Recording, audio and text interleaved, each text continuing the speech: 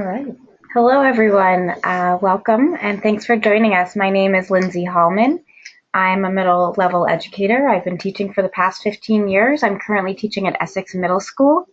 I'm also a volunteer at the Essex Community Justice Center and serve as a volunteer on the restorative justice panels there. And my name is Annie O'Shaughnessy. I work at Center for Technology as a high school teacher half-time, and the other half of my time I consult with schools and work with teachers on restorative practices and mindfulness. My background is mostly with students with challenges. I worked at Centerpoint School for 6 years, where I got a very deep understanding of some of those challenges, and then am now using restorative practices to help students and staff and communities face those challenges. And I'm also part of the Essex Community Justice Center as a volunteer. So today's webinar is going to occur in two different parts. Our first part is going to look at the why and the what. Why restorative practices? Why are we here today talking about this? And what are restorative practices? We're then going to take a pause and answer any questions you might have related to the first part of this webinar. And the second part, I will be leading, and we're going to talk about how does restorative practice actually work. So some of the things that work in the theory behind it, and how it plays out in the classroom and in the school community, and how does it serve specifically the students with special needs and students of color. And then we'll do the same. We'll have time for questions and answers.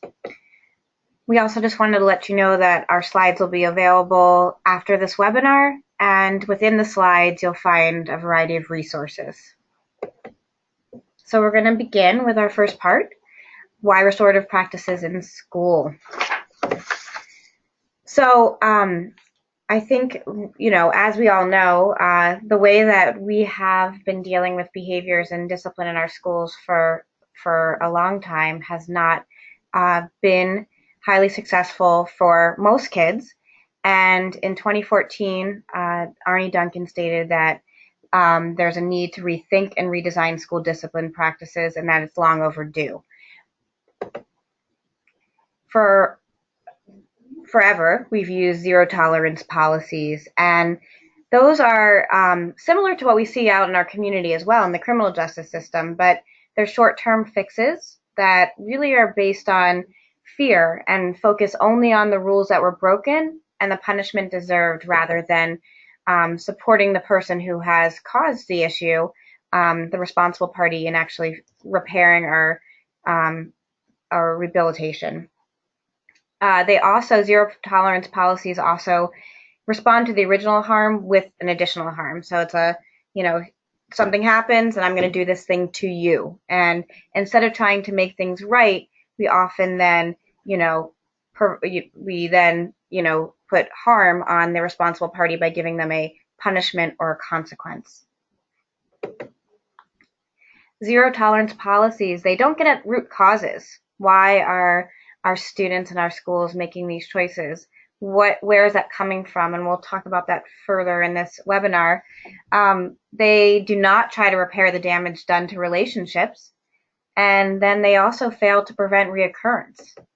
So we often see reoccurrence of similar behaviors over time, which can lead to, as we've heard this a lot, is the school to prison pipeline. Neither make our schools safer nor smarter. So we're not necessarily, these zero tolerance policies don't necessarily make our schools safer places for all to be and learn and feel respected and safe. And most importantly, they have a disproportionately negative impact on students of color and students with disabilities.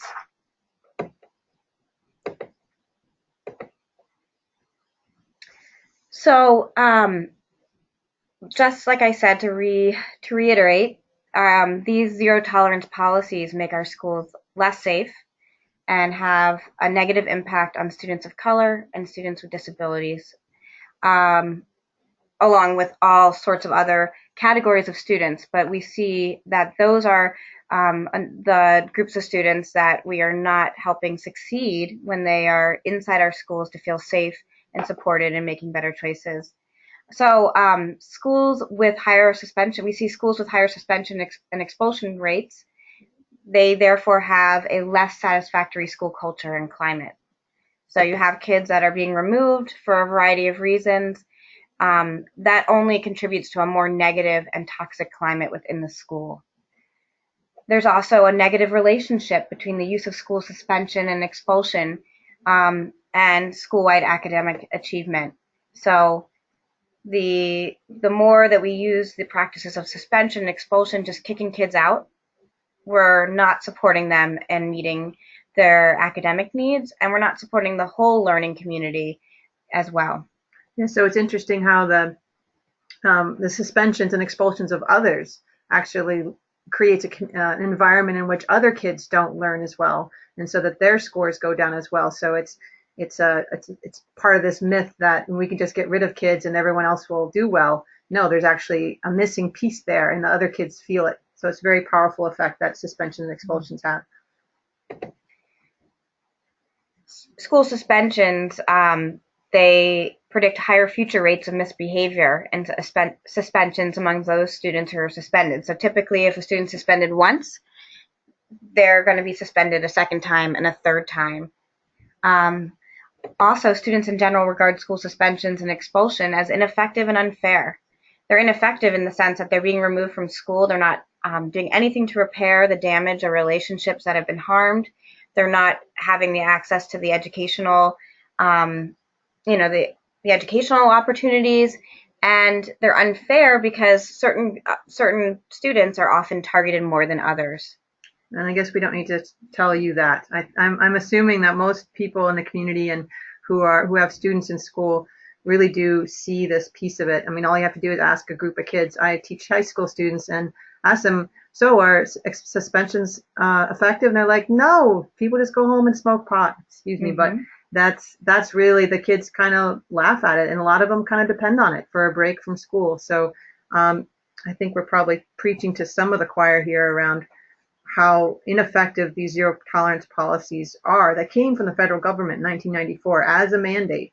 So it's taken us this long. There's been very little study on its negative effects, but therefore it's taken this long for us to like wake up and say, whoa, our schools are actually becoming less safe because of this zero tolerance. So that's why people like Lindsey and myself are just so passionate about this, because we see the harm it's done and we want to change it. So that's why we're here today. Not to mention, it adds an extra burden to you all, to the families. When your children are not in school, it then puts the extra burden on the parents to either supervise or be home or not be home, as Annie said, and we don't know what then the student is doing and what they're doing that is positive for them to be rehabilitated. And I think we've already covered that last bullet point there. Mm-hmm. So the new recommendation, and it's not necessarily new, and we'll talk about that in a moment, but the research recommends a 3-tiered approach to effective school discipline. And I think in our minds, discipline often looks like doing something to kids. And instead, this 3-tiered approach is built on building community relationships and having kids take responsibility for their actions. And it needs to include 3 different tiers. So first of all, primary prevention strategies targeted at all students. The second tier would be strategies targeted at those students who may be at risk for violence or disruption. And finally, the third tier is for those who have already engaged in disruptive or violent behavior. And restorative practices is what provides this structure. And we'll get into that 3-tiered approach in detail. So just like I said, it's not new. So the restorative practices approach to justice is rooted in indigenous cultures. Forever, indigenous cultures have used this similar process to restore safety and respect in their communities. And it's reparative, it's inclusive, and it's balanced. So currently, our criminal justice system and our school systems in many ways ask these 3 questions. What law or rule was broken? Who broke it? And what punishment is warranted? And as we can see from both society and in our schools, those questions are not getting at the root of the issue. So restorative justice, they ask this approach asks an entirely different set of questions. Who was harmed? So really thinking about the affected party first, or in many many times we call that the victim, but we'll probably use affected and responsible party here today. So who was harmed? It's all about, first wrapping yourself in supporting the person that was harmed. What are the needs and responsibilities of all affected? How do all affected parties together address needs and repair harm? So it's working together in a balanced way to determine how we can either support someone in moving forward, or many people can move forward by agreeing to do some reparative work. And one thing that I really love about this, and is because of my background with the Centerpoint population, is it's what are the needs and responsibilities of all affected. So this includes the person who's done the harm. They are affected. They now have a stigma. They have a suspension record or a criminal record. And so how do we as a community support them to avoid future behaviors, and also to kind of increase their self-esteem and mitigate the shame associated with doing misdeeds and move forward in a positive way. So it begins with the person who's harmed and how they've been impacted, but it broadens out to specifically the community and to the person who's done the harm as well.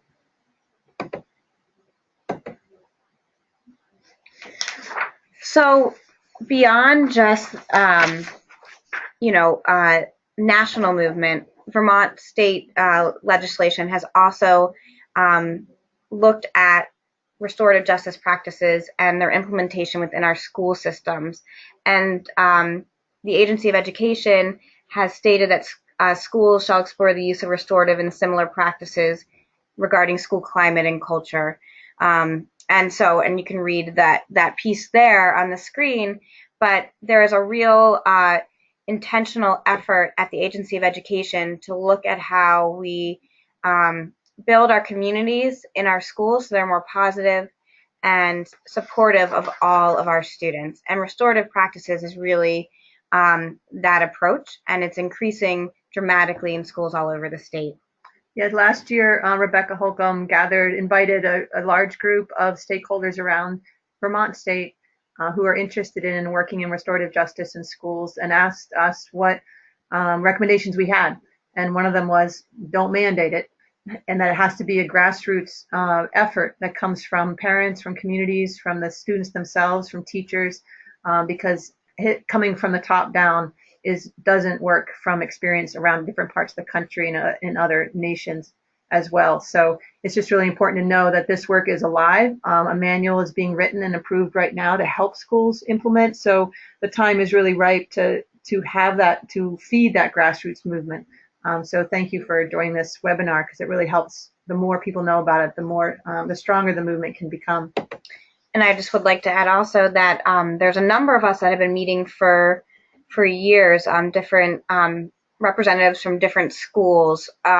Currently, it's this Chittenden County group, but I'm hoping it will expand to other counties in our state. Administrators, teachers, counselors, social workers, and our Community Justice Center employees, staff have joined this. We've had monthly meetings to talk about how we can implement this in our schools. And we'll talk later on about our community justice centers and how they can be a great resource and support for this work. So we've talked a lot about, the why do we need it, why, and there's obviously, we are really ripe for change. And this is a process that is all about participatory learning and decision making. Instead of us saying this is what's going to happen to you because you did this, it's about coming up with agreements and understandings together. And the values that underlie restorative practices is mutual concern and respect, honesty, humility and appreciation of differences, interconnectedness, personal responsibility, and trust. And I apologize because I have a little bit of a cold. This is obviously going to require a paradigm shift in how we approach relationships with students. Behavior management, that top-down management and discipline, it has to look different. So we need to shift that approach. That would involve creating a sense of belonging, safety, and voice. And that would be in all aspects of the school day. and we'll get into what that might look like specifically in just a moment. We need to view misbehaviors and opportunities for learning and relationship building. We also need to recognize that all of our students have something important to contribute to the success of the class or the community and the resolution of conflict. That means we need to listen as educators and help our students learn how to listen to one another in a really respectful way. And then we need to look beyond the labels we give kids to see their essential goodness. There's a lot of assumptions that we all make about students or children when they walk into our classrooms, and it's in this process and in this approach we really break down those assumptions and look at, try to remove the labels so that we can see every individual as good. Do you want to talk a little bit about the continuum? So there's lots of different continuums that try to help folks understand what these practices actually encompass. And so if you look at the top, on the top line, it says informal to formal. So what that means is from the informal, we just have teachers being trained in and learning how to use restorative language, which is basically based in using I statements and using inquiry instead of judgment. Instead of saying you're late, saying, wow, you're not usually late. Is anything going on with you? Can you tell me what's going on that made you late today? So it's all about helping teachers change the way they talk to students so that students have voice.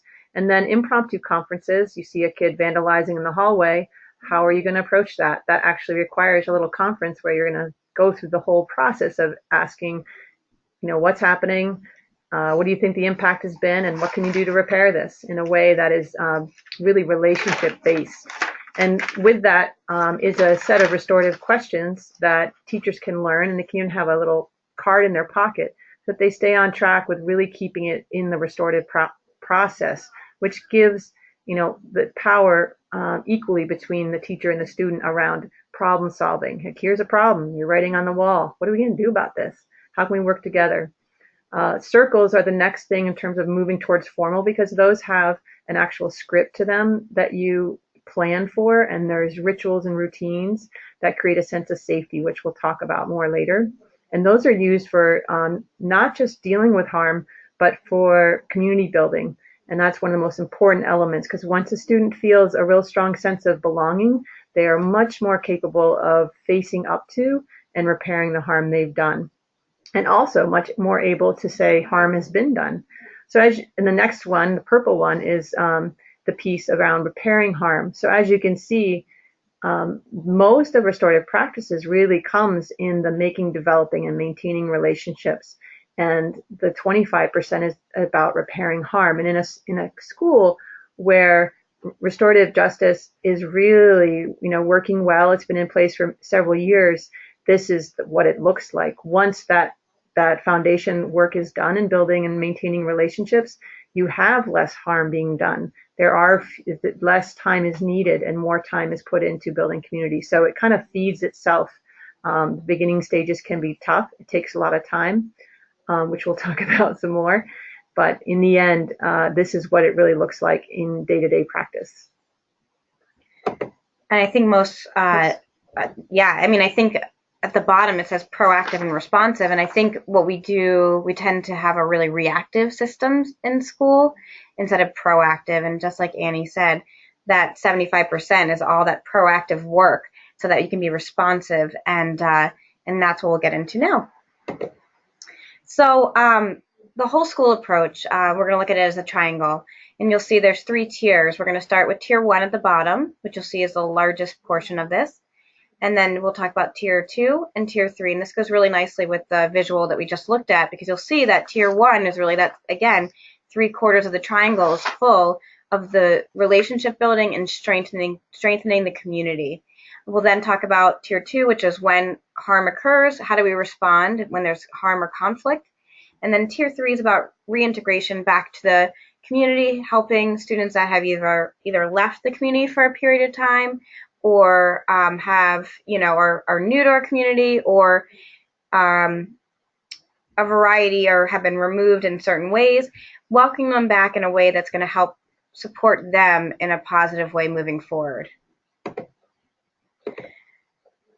So we use restorative circles in a variety of ways. I can talk a lot from my own experience, and hopefully Annie will chime in too, but a restorative circle, again, comes from those indigenous cultures who use this process in a way to um, build relationships and resolve conflicts. So it's a tool to have a meaningful dialogue with a group or a class in order to build connectedness. In a circle, no one has more power than anybody else. So everyone can see each other face to face, eye contact can be made, and everyone's held accountable to be there and be seen and be heard. Everyone has a voice, everyone has a chance to share their voice, and we have different rituals like talking pieces that we'll get into, so there's no interruptions. We use we share the responsibility of creating rules or agreements for the circles, norms for how we're going to respond to one another and how we're going to listen and speak. Community is built through shared understanding. I know from my experience with having circles quite often with students, both tier 1 and tier 2 circles, that our community is strengthened through this circle process. And then it allows us as adults to really get to know each of our students and also identify students who might need extra support. What we share in circles, when it's a safe and supportive environment, allows us to know where there might be students that might need additional support. So circles can be used for a variety of things: celebrations, welcoming, goodbye, learning. They can be used in the classroom, right, as a curricular tool, community building, dialogue on specific issues or politics when we're talking about tougher topics where there might be multiple opinions or viewpoints or heated conversations. They're a great way to have those conversations. Healing when there's been grief or loss in the community. Support and understanding. I've stated before, reintegration to the community, decision making, and conflict resolution. When we have a circle, no matter whether it's a tier 1, tier 2, or tier 3 circle, we always kind of try to abide by certain elements that are always the same. So, and particularly in tier 2 and tier 3, where there is a script, as Annie said, there's always a circle keeper. And the circle keeper is the one that is the script keeper as well. And they're really helping to facilitate and move the circle forward in a positive way. There's a talking piece. The idea is that whoever has a talking piece is both respectful and speaks from the heart, but also shares the airspace as well. There's shared values or guidelines that are established as a group. There's a clear beginning and end. So when we get to like tier 2 circles, we often start with a quote, or we end with a quote, or there might be some kind of ritual or activity that begins and ends the circle. Then there's a round of questions, and everyone has the chance to both listen and share. They can always pass as well. That encourages storytelling. So diving deeper into the narrative, in the personal narratives. And then working towards a shared understanding or group decision. Let's talk about tier 1 first. So this is all about building relationships and strengthening our community. This should be something that happens daily. I mean, we hope that all of our schools have structures in place that allow for kids, youth to feel comfortable and positive and safe and cared for and respected and loved every day when they enter the school building. But there's some specific things that could occur that might support those even further. So advisory programs in middle or high school where an adult kind of has a smaller cohort of students that they really check in with and touch base with. In the elementary years, responsive classroom is a great example of this. Morning meeting, this happens, K8 in many places, and this is a time to check in, greet one another, share, and build community through activities.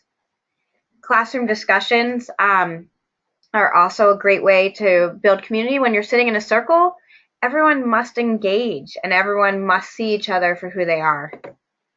Socratic seminar is a tool that's used in many middle and high school settings. Celebrations. So, let's be positive. Let's have fun. Let's celebrate our achievements together. And then school-wide celebrations as well. And building that community is really important. So tier 1, you can't have the tier 2 and the tier 3. For a long time, people looked at conflict circles as the way that they needed to approach it. But you can't get to the tier 2 circles without building the foundations with tier 1 regularly. If students and children do not have access to these kind of norms and this approach, it's going to feel very unusual and uncomfortable if you just try to get into a circle. So practice setting shared group norms and allowing them to get comfortable with and enjoying a circle structure. It's not comfortable to sit face to face and not have your belongings in front of you and a table protecting you. It allows us to be fully vulnerable and fully present to one another.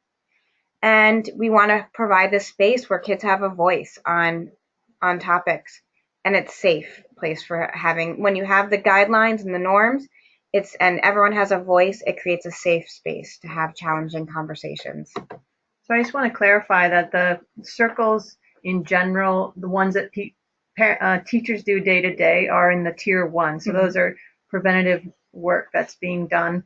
But it's not the only way, and that's what that slide was about, was Socratic seminar. So a lot of schools are doing a lot of work that is really important to the restorative effort, and it isn't named restorative. So Socratic method, anytime a teacher does class discussions where it's inclusive, we consider that to kind of support the restorative approach. So it can be confusing. The tier 1 holds a lot of stuff. It's also holds social emotional learning, anything under that, even mindfulness, anything that helps students feel regulated, safe, sense of belonging, and sense of voice. So tier 2 is what gets more specific towards restorative practices and those specific approaches to harm that's been done. And just quickly, so that you could see an example in your mind, every morning with my advisory, we start with a mindful moment. We listen to a song every day and just sit quietly and settle in. We arrive. We then do a greeting. We're sitting in a circle. We greet everyone. We share. We respond to some kind of question, whether it's serious or fun. And then we do an activity together to build that community. So there's rituals in place every day so that kids know that when we need to circle up, if it gets to a conflict issue, it's really easy to get right in the circle and be familiar with the approach. So tier 2 is when conflict or harm has been done within the community, and it responds to that in a way that is restorative, and it becomes a learning opportunity for all involved, and most importantly, the responsible party, and it provides a place of safety and support for the affected parties. And you'll see on the side here the definitions. We're using affected and responsible. Sometimes in the community we use victim and perpetrator, but the restorative language has really shifted to affected party and responsible party. So the use of tier 2 circles helps to reduce crime, violence, and bullying, improve human behavior and empathy, strengthen our overall community, provide effective leadership for all circle participants. Everyone has to take responsibility for their actions. It restores relationships, and it repairs the harm. It also mitigates the destructive aspects of shame. So I can talk about at my school the way that we use our tier 2 approach when there has been harm in our community or conflict that is where a tier 2 restorative circle is needed. Either an adult and we're hoping that in the future students would have a written or online referral. We have an online referral process which is sent to an assigned circle keeper. There's a number of adults in our school that are trained to be circle keepers. The Community Justice Center has provided really extensive and exceptional training to be a circle keeper, and we actually have next week, we are training a whole cohort of our students, 6th, 7th, and 8th graders, to be circle keepers. So that's been a goal for us, is to have it be more student-led. The circle keeper meets with the responsible party, and then we ask another adult advocate to meet with the affected party so that their narrative is heard and valued and can be part of that circle, whether or not the affected party wants to be there. The circle's set up, a script is created. There's all these components of the script that we can certainly share as well if people are interested after the webinar. And additional people, which are usually students, are invited to help the responsible party restore the situation. Within the circle, we go through the different elements of the circle. A written agreement is created. It's signed by all circle members for that responsible party. And then the responsible party is then expected to complete the agreement by a particular date. There then is follow-up.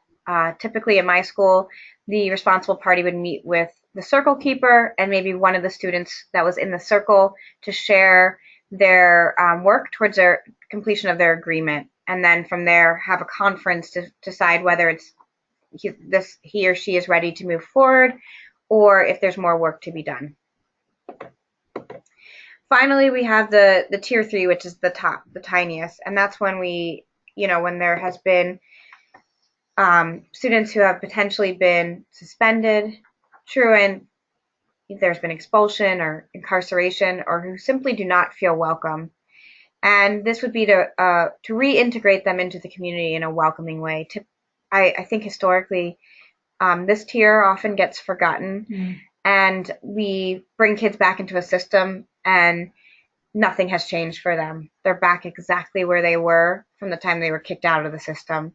So this approach is a time to have a circle in a very different way, with supports there to share how they are going to support that youth in moving forward, but also hold them accountable for moving forward in a positive way. So I have a great example of this where a student, where it wasn't done and it was almost very detrimental to my class, but a student who's a very good student, I saw him one morning, this is a senior, and I saw him outside of class, and I asked him why he was late for my class, and he said, oh, I was blanking with my girlfriend. He used a very graphic term to talk about, it just came out of his mouth. And he was immediately embarrassed. I was told by a colleague that I should report it or I'd be in trouble. I knew he regretted it, but I reported it. It turned out he was suspended for 3 days. He was told that I was too uncomfortable to talk to him by the folks in charge. And then when he came back from the suspension, I wasn't told when he'd get back, but I just waited outside of class every morning because I needed to have basically a reintegration process with him before he came into class. And I saw him, he came in out in the hallway, and I saw him, and he just glowered at me because that was his only way to deal with the shame he felt, because he liked me and he was embarrassed. And I just stopped him. I said, man, it's okay. Let's talk about this. I'm happy to see you. Let's talk about how we can go forward. And in the end, he shook my hand and he became one of the stars in my class. But if he had just been tossed back in that class without any conversation with me, he would have been very, very troublesome, because that's the only way he knew how to deal with the embarrassment and shame of that whole situation. So restorative to me is a very personal passion because of those examples where kids come back really worse than they left, often with the stigma of their own, and especially say a student steals something. Well, without a restorative process, that kid's the thief, and they will be the thief for a long, long time. Restorative processes allows everyone in the room to understand how that happened and build empathy. So empathy is the big thing here. Thank you. So before we're going to go to some questions here, and we have a couple already that we'll address. Just so you're aware, we have 20 community justice centers in Vermont, and they're an exceptional resource. Annie and I both volunteer on the panels that are held at the Essex Community Justice Center. And there's a number of books that are helpful that are there. They are really little. And so if you'd like a really comprehensive but short dive into some of these different practices and the why, and get a little further into the what, that's there. And then Oakland, in Oakland, California, has really, if you go to the website that's there, they've done some exceptional work with really changing their community. And so we'll share some other resources as well. But let's get to some of our questions here. I think we'll just answer that first one, which is for now, because I think the next part of this might answer the second question. We'll see. Can you describe one example of a Tier 2 case from one of your own students? Sure. So I can describe a number of them. One just recently was, a student that was stealing items from an adult's personal space. And so that student came to the circle with the adult who had been harmed and a number of other students. I always ask the student that is responsible, because I'm dealing with young adolescents, to think of a peer they would like present that could be a support for them, because it's hard to come and own it. But also, uh, be helpful and supportive and not be biased in the situation. So we had, I think, 6 students and 3 adults in the circle, and we developed a plan about how this particular student can move forward in repairing the damage.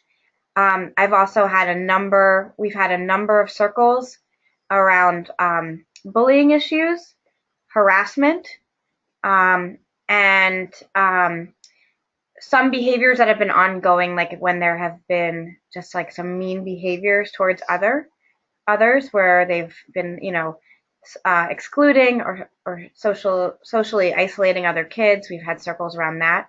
But we will use tier 2 circles for bullying and harassment issues, even though there is also, by law, there's additional ways they have to be dealt with and explored.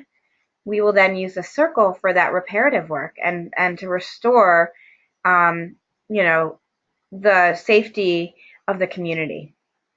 And so the important thing about that process that Lindsey's talking about is that before you even begin getting into the issues at hand, you're using this ritual that the kids are familiar with. So there's a sense of safety. There's also nowhere to hide. So there's safety, but there's also like, oh my gosh, I have to pay attention. And then there's the rituals that they like. And you begin with actually a connection question like, what was your favorite toy as a child? And everyone answers it. No, there's no difference in anybody in the circle. And then when the circle keeper feels like there's some sense of kind of stability and safety in the circle, then some harder questions are asked, but they're normally generalized. For, say, if there's a bullying issue in the classroom, it's not a specific person that's being targeted, but it's just there's a lot of swearing or something. You will generalize questions like, what does it feel like when you hear swear words and you don't know the person versus when you know the person? Or what does this swear word mean to you? Like, is it comforting? Is it, because for some kids, hearing the F word is actually really comforting. They might say it a lot at home. Grandma might say it. So like everyone has a different relationship to swear words. And so we kind of generalize in the classroom, and then we might drill down into some more specifics, like how do we actually want to behave in our classroom? But those generalizing questions are very, very intentional, and it creates a sense of like, oh, we're all on this crazy planet together, and we all have like issues and thoughts and experiences related to this, and because it's all focused on building empathy, because without empathy, it just becomes a pretty, too hard of a process for anybody to own up, for anyone to actually make real change. They might learn the script where they know how they're supposed to apologize and do the thing, but how will they actually shift towards empathy? All right, we're going to go to another question here. So this one's around the privacy of the affected and responsible parties. So that's really important. Thank you for asking that.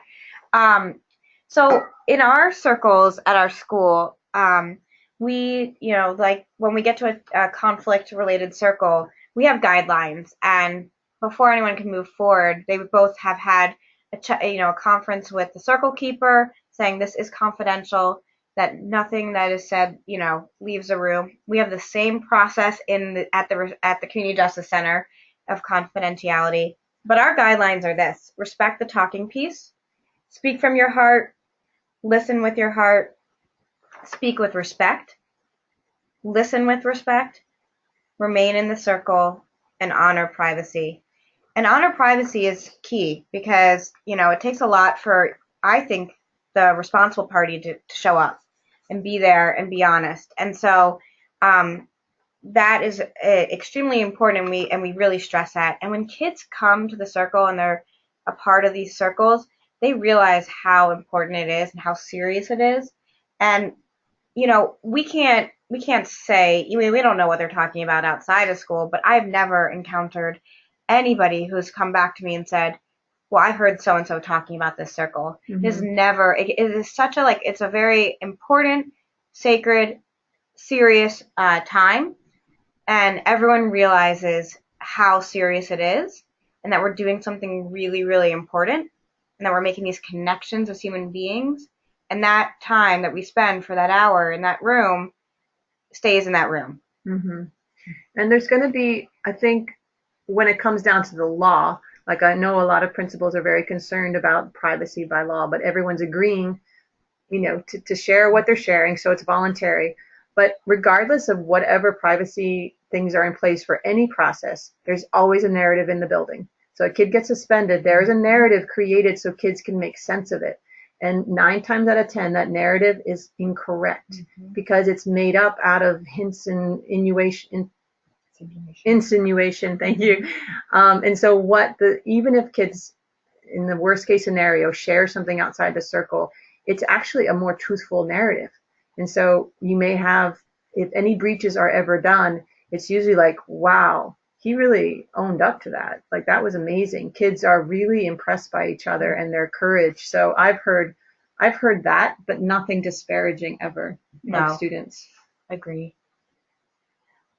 So another great question is, who conducts an investigation when a situation occurs and the parties disagree on what happened? So that's a great question.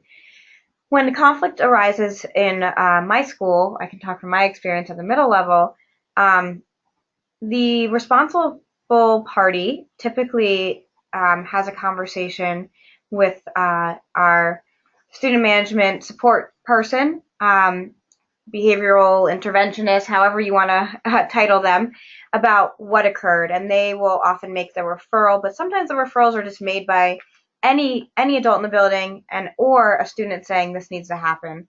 But the circle keeper will talk to the responsible party after they've gotten the referral and say, this is what you've been referred for. I'd love to hear your story. What happened, who was impacted, and what do you think you're going to need to do to move forward? We're going to have this circle, so start planning, and we give them the opportunity to start planning for the circle. The affected party, or when many often have used the term victim, we have another adult advocate check in with them and find out what happened, how they were impacted, and what they're going to need to move forward in the situation and feel safe. We always invite the affected party to the circle. Sometimes the affected party does not feel safe being there, but we always bring their voice to the circle, so we'll read what they need to move forward and how they were impacted at the circle. So we will include their voice if they don't feel safe. Most often they will come because they want to have their voice heard. So we really put it in the affected party's hands and really listen to their voice. But then at the circle, everyone has a voice. Everyone has, a chance to speak from the heart and be honest and truthful.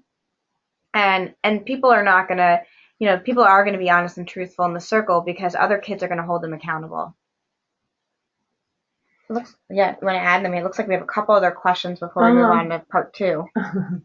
Can you talk about a success story of a time when RP led to lasting change in a student's behavior? Yeah.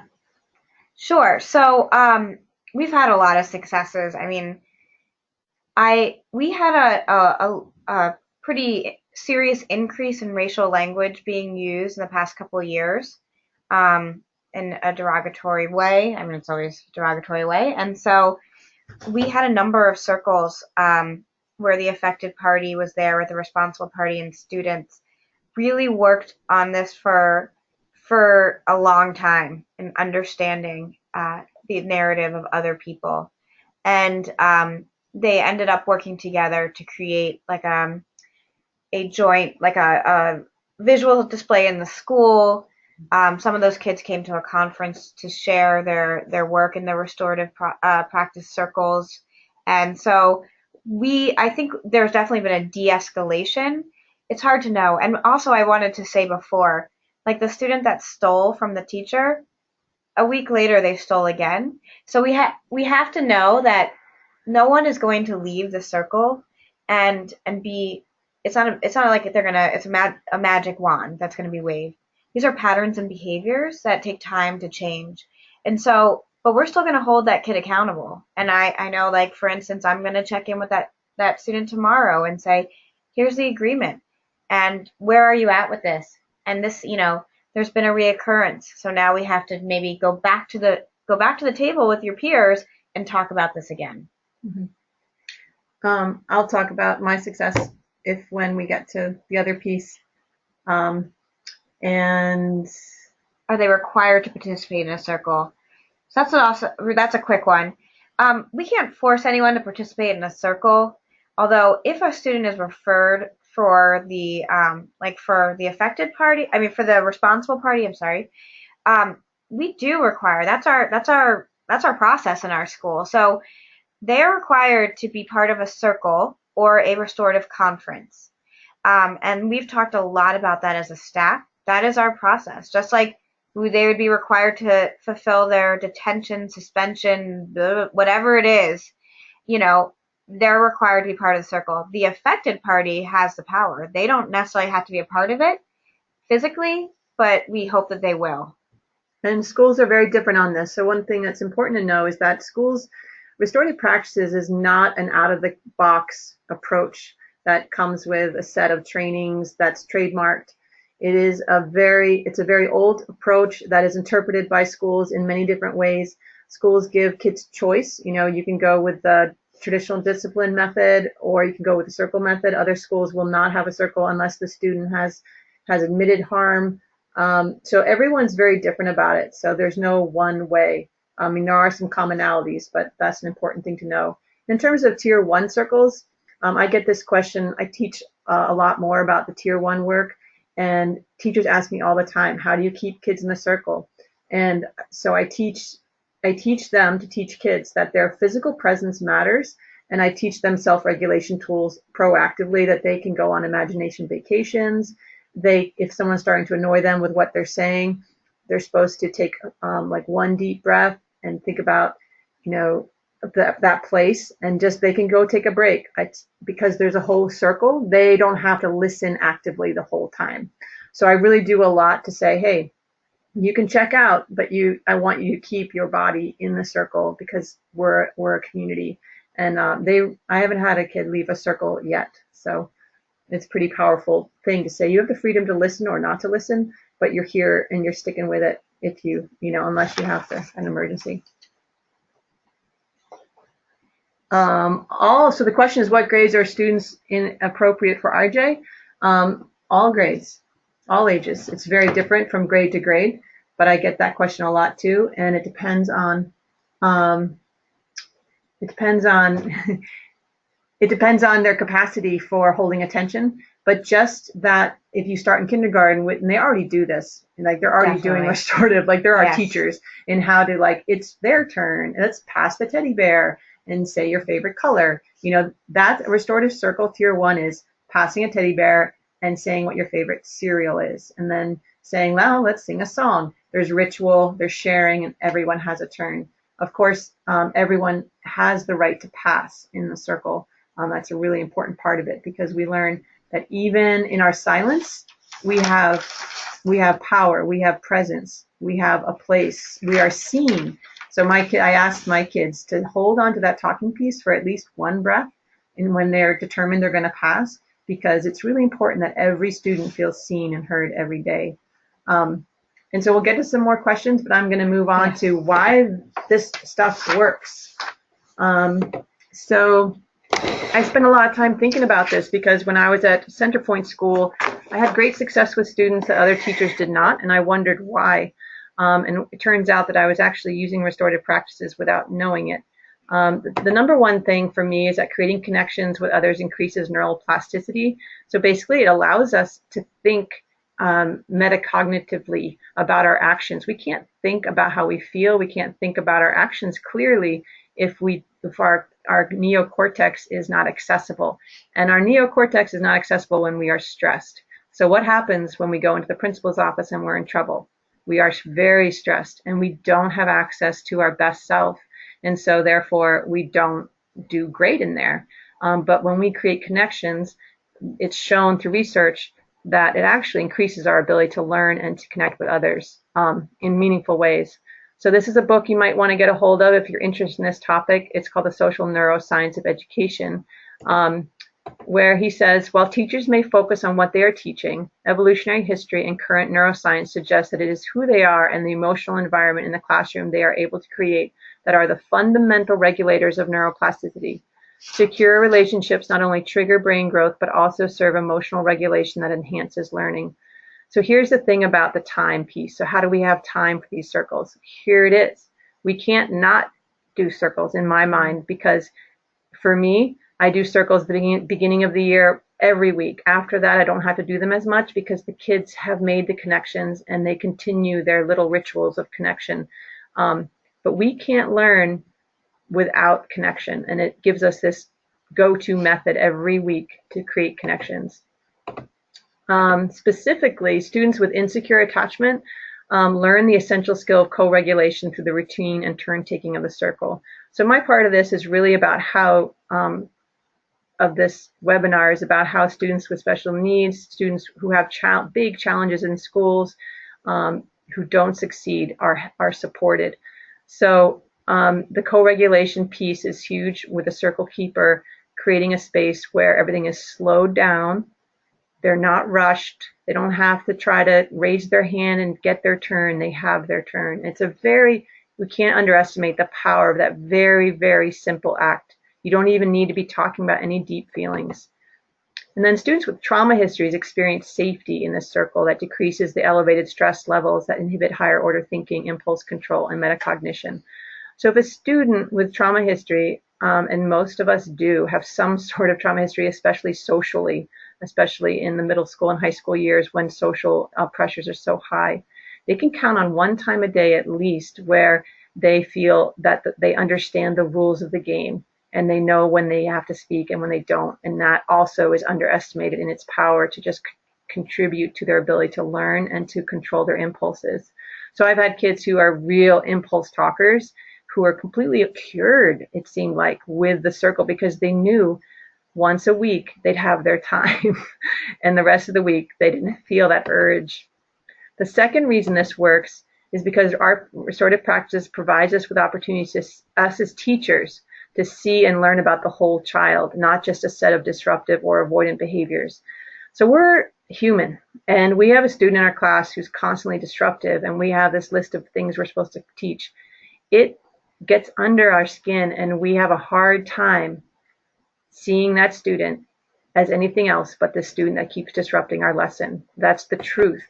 And what circles do, it strengthens our empathy and our understanding, which leads to more effective support. So I can't tell you the number of times when I've had just a check-in circle, I hear from the kid who's always interrupting me, and he's talking about his mom who's sick, or that he's got 3 jobs, or something. And it just humanizes that student for me, and I just bring it down. I'm a very empathetic person, but I'm surprised every time I have a circle by how surprised I am about the complexity of these students' lives. Can I say one thing about that? Well, and I think that understanding the whole child, when we hear those stories about what's going on in their own lives and we understand them as human beings and not just this behavior, they are more likely to both respond because they have a positive relationship and those behaviors diminish, but also we begin to understand that, that behavior is not them, and so it allows us to, as teachers and as humans, to be more patient and more calm and more positive in the classrooms. Yep. Yeah, because the 2 precepts of this approach that we haven't mentioned yet is, number 1, every misbehavior is just information. It's information for us to inform our supports for that child. And number 2, I just forgot it, but I'll bring it back later. There's something to do with what you just said. Our own, we'll get to it. Oh, well. We'll come back. So Daniel Rechtschaffen wrote a book called The Way of Mindful Education, which has a lot to do with the restorative practices and what we're talking about here, which is often we can put our students into boxes and forget to walk into class each day looking afresh at the people in front of us. We have no idea what is truly happening within the mind, heart, and body of another human being. When we become aware of our assumptions, we open our eyes, which opens our hearts, which can create caring and supportive relationships. So the students who do not get served well in school need this tool need teachers to have this tool to see them as human. Otherwise, in the rush of our day, it's not going to be as clear. And I love this quote: "The kids who need the most love will ask for it in the most unloving of ways." Mm-hmm. And the circle provides me as a teacher with a better understanding of that. And this is where we talk about trauma. I'm not going to go through this in depth, but what I want to say is that teachers cognitively understand that the ACEs, or the adverse childhood experiences on the bottom there, do express themselves in our classrooms as these things. I mean, what teacher can't name one of those things as what's difficult about being a teacher? But what restorative practices does, it allows us to understand that we are all on this tree. So as we share our stories and we share our lives, even our teachers, we think about, where are we on this tree? So, for example, I was born the youngest of 7. I have a lot of benign neglect in my body. That's not a huge trauma, but it creates overeating. It's created excess worry. And so as we share stories, we learn that we're all in this tree together, that we all have challenges, and that's key to changing the way students behave and the way we behave towards students. And I just wanted to say that this process has allowed me to be to kind of, I think as teachers, we often wear a mask and we put up, we wear like armor when we go into the classroom. And when I got involved with this work, I mean, it's always been kind of same with Annie. It's like, this has always just been kind of like naturally like the way that I go. But when I really learned more about it, it allowed me to be really who I am and to let that guard down and take my mask off and share things about myself with kids that maybe I would have kept closed before because I'm their teacher and I have to just teach them this. And so it allows them to see us as human beings, whole human beings as well. Yep, it's really crucial for those conversations, those tough conversations we need to have to come from a strong relationship. And that strong relationship comes from the kid looking at us and saying, oh, they're human. I can talk to them. Mm-hmm. So the circle really brings out, these are qualities that are important for working with students with trauma, but these are qualities that are developed in the circle for everybody. We learn how to be authentic. We learn empathy. It is something we need to learn. We learn compassion. We learn how to be present without trying to fix or help someone. So we're constantly in our culture trying to fix and help each other, when really we just want to be heard. And we learn attunement. So as a teacher, it's our moment during the day where we just sit down and we really attune to what is happening in the class. And we learn, oh, like there was a huge fight at recess. We have no idea about it, but we learn those things that are really throwing the whole class off, and we can adjust our approach based on it. I've been through this, so we're running out of time. This is a summary, but I want to get to a really important piece of why this works. It has to do with shame. So creating a sense of belonging motivates students to repair relationship, resulting in less dysregulation and more learning. So the student who does harm, restorative practices creates a sense of motivation. They want to repair the harm because otherwise they're not going to do it. And this is it comes from this quote from a consultant in Australia where they've implemented this. Only the loved and connected can do anything positive with shame. It's very, very important to this whole movement. And this is why. The first thing is, school is a shame factory. Doesn't matter if you're an A student and get over complimented in front of the whole class, or if you're the D student who gets a worksheet in front of him or her and notices everyone is filling in the blanks and they can't figure out a single thing. The teacher hasn't done anything to shame the student, but they feel shame. And an important part of restorative practices is that underlying our work is belief in this theory developed by Nathanson, that when a student does not feel belonging, they react to shame in 4 different ways: avoidance, attack self, withdrawal, or attack other. And these are destructive in a classroom, as you can imagine. And we're talking about shame as a biologic affect, not a core emotional shame, but just shame as a biologic affect is something that we show when we feel our place in the quote unquote tribe is at risk. So if you're complimented too much, your place in the tribe is at risk because you're being singled out. So it's just a very biologic thing. So restorative practices is a ballast. We're going to be hit by shame in our life over and over, but the person who bounces back from that shame has a sense of belonging, and that's what it's created, versus just tipping over and running out of the classroom or telling the teacher to screw off.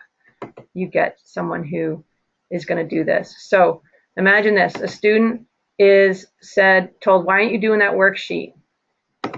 And they're in an environment where it is permissive, or it's punitive, or it's neglectful, it's disconnected, unsafe, biased, or unfair, basically not restorative. What are they going to do? What's their only choice? Teacher says, why didn't you do that? They're going to respond very destructively, and that's going to break up the classroom and cause that student possibly to be suspended. In a restorative classroom, the student has this long history of being connected to this class through circles and with this teacher. They feel connected, respected, they're relaxed and focused. And instead of responding like that, they are able to say, what do I need to do get this done? How do I do this, teacher? I'm confused. And so they're able to have that motivation. I've seen a change from the student who avoids to the student who sits there and says, oh, I just don't get it. And that's what really undermines our day-to-day world in the class, and that helps students escalate to a place of getting suspended. So circles create a sense of belonging and safety that motivates students towards restoration. And restorative communication mitigates shame, validates, and empowers. So when I ask a student, wow, it looks like you're having a really tough time with that worksheet, that's a lot different than said, why aren't you doing your work? So restorative communication notices and recognizes the student's experience and then asks them about it. So what can I do to help? And this is often overlooked in some restorative efforts because we want to get to the problems and solve them. But really, this is the part that Lindsey was talking about earlier, about how much work goes in proactively to help students. The final reason that I recognize as being really important is that shifting the work of building relationships and belonging from the teacher to the whole class is more sustainable and leads to more learning. So there's two pictures I love that I created. This is the super teacher we all love. They've got great relationships with every single student, and the parents and teachers and everyone, PTA, co-teachers, and they're great, but they're exhausted, and it's not sustainable. What restorative does is it puts the teacher on the outside there. They're still got the cape, they're still a stronger member, but every day they do a circle. They're shifting the power intentionally over to the students to share, so that when they're not there, when there's a sub, it doesn't fall apart. They're focused on the third thing, which is the community itself and what they can do to build the community. And I notice my subs say, wow, your class is so well behaved. I can't believe, what do you do? I'm like, it's just the circle. Because when I'm gone, they still have each other. Even if they don't like each other, they still trust each other. And this is really important to me. I do not need to establish a deep, lasting, time-consuming personal relationship with every student. What I must do is be totally and non-selectively present to the student, to each student as he or she addresses me. The time interval may be brief, but the encounter is total. So the students who do violence in schools, in two schools, are students who feel, it's been shown, they are the outsiders, they are the outcasts, they're the ones who are invisible. And circles allow us, even if we don't like the student or it's hard to like them because we are human, it gives that every day that opportunity for that student to be seen and to be respected. And that, I believe, is the core of why this work prevents violence in schools, because the student may still be disruptive, but it saves us from that student being completely excluded and completely kind of dysfunctional in relationship to everybody else. So I think that I got through that. Those are the things. This would be an opportunity for some questions if you have any. There's one here. Do you know how many schools in Vermont are effectively using RJ practices? Is there a list anywhere? I don't think there's necessarily a list. I think, but I can tell you from this group that I've been working with regularly over the past, 4 years, we've met. It's as I said, this cross-school group and our community justice centers. We have so many people that are always joining in and wanting to learn more, and it's growing and it's growing. So it's building capacity based on interest. It's not a program, and that should be something that I think is also important to say, is that restorative practice is not a program. It's not something that you're gonna buy into and then learn the steps. It's an approach, and it's a way of living. and being. And so I don't know Well, the list, but it's getting formed. So okay, John Kide and some other folks are putting together a list so that we can best meet the needs. It's really kind of overwhelming for a lot of us now who are doing this work and trying to support other schools.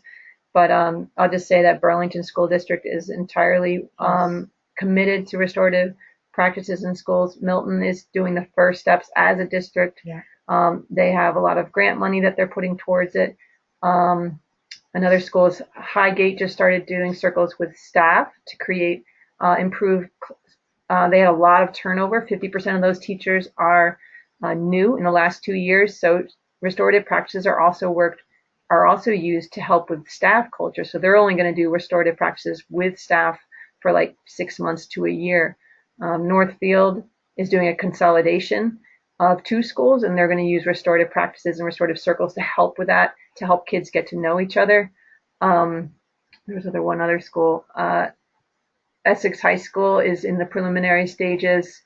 But the middle school, both Essex Middle School and ADL, Colchester, in the Junction, have been doing this work for years, and so and Colchester is another one, and Winooski has been doing some work as well. We have another question. How does a busy school with limited resources have time needed? And that actually addresses a previous question too again. So I can speak to that experience again. If it's an initiative or a mandate, it's not probably going to happen with fidelity, and because it doesn't feel, it feels like an additional add-on. So I can talk about my experience at my school over the past, I think, like 6 years.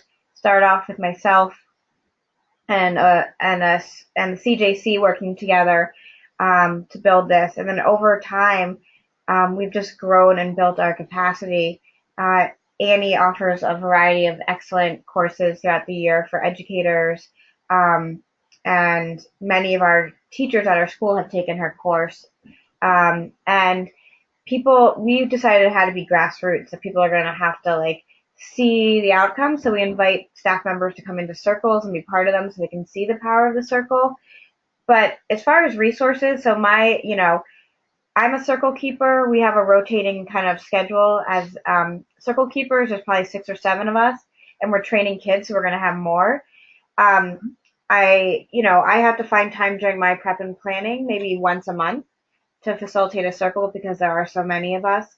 But then my own responsibilities as a classroom teacher, I mean, it's just part of what I do. It's just infused into what we do every day. So it just becomes, it's not an additional add-on. When we get to those conflict circles, the tier 2 level circles or tier 3, those require additional planning and preparation. So I would say, that's something you can work on as a system to build capacity.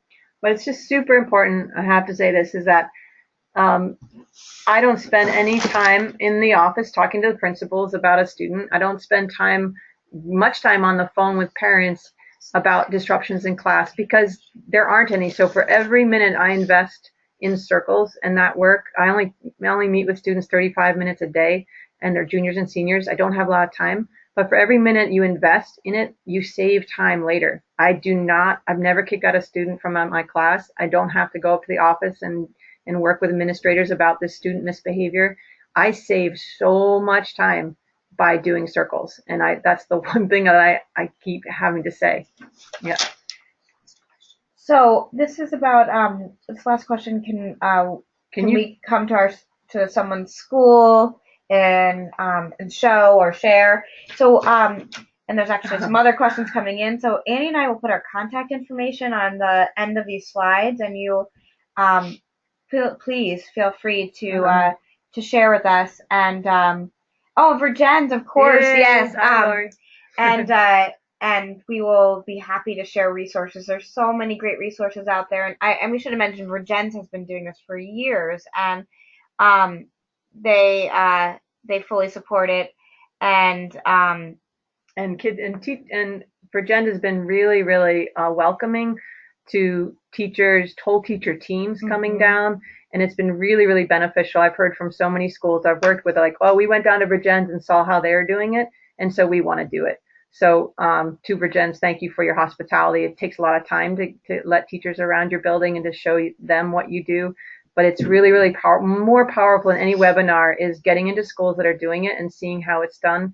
And so we're really excited for all the work that's being done. And we haven't yet figured out how to create a system in Vermont, which is going to train everybody up all at once with, we have to figure out and just learn as we go in terms of how do we get teachers trained. It's a slow process because, as you can tell, and what Lindsey said at the very beginning, it's a paradigm shift. It's a culture shift. It's a mindset shift. And you can't make that happen with just a change in infrastructure. So it's a long process, but it's driven by people who are passionate about it. So yeah, again, right. It's not something that can just be taught in a one-off professional development or in service. It really is that paradigm shift, and Lori has just shared with us from Virgins that they've had schools come from all over, including a school from New York that came a few weeks ago. So definitely check out Virgins. They're a whole school, that has really bought into this for many years, this approach. And we'll leave our contact information at the end, and we're going to wrap it up. And my website has a ton, my resource page is ridiculously long. It's truenatureteaching.com, which you'll see. And so there's tons and tons of articles if you just are someone who likes to read short articles and see whole different district websites about how they're doing it. There's tons there. So I'd like to thank everybody for joining our webinar today. You can visit our website at vermontfamilynetwork.org for lots of different resources or to register for any upcoming webinars. Also, we're going to save this webinar on our website and also our YouTube channel, where we have more than 90 webinars on a wide variety of topics from a lot of different subject matter experts. Of course, if you'd ever like to talk with someone here at VFN, we welcome your calls. Our toll-free number is 1-800-800-4005. And have a great day. Thank you.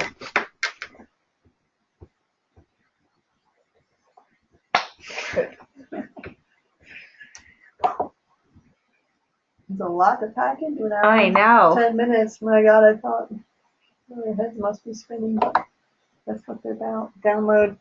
Yeah. Wow.